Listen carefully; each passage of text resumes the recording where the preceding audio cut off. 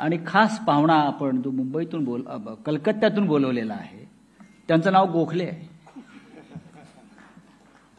साकेत गोखले. आता साकेत गोखले कलकत्त्यात कुठे गेले?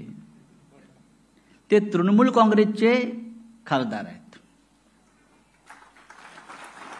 आणि ममता बॅनर्जींनी त्यांना खास बोलवून खासदार केलं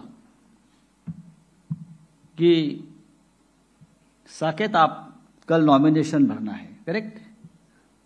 का? की महाराष्ट्रातून एक लढवय्या त्यांना हवा होता कलकत्त्याला. आमच्या दोघांमधलं साम्य असं आहे की मी त्याच्यामध्ये माझी प्रतिकृती बघतो. तेही तुरुंगात होते ईडीच्या चक्रव्यूहात आणि मी सुद्धा होतो. आणि साकेत गोखले हे गेल्या काही काळापासून एक तरुण राजकारणी, उत्तम पत्रकार, उत्तम लेखक आहेत. ते मूळचे मुंबईकर आहेत आणि त्यांची आई सुद्धा इथे आलेले आहेत. आणि आमचे शरद तांदळे, हिमतीचं काम त्याने खरोखर केलेलं आहे. उद्या तुम्ही ईडीसाठी दरवाजे उघडे ठेवा.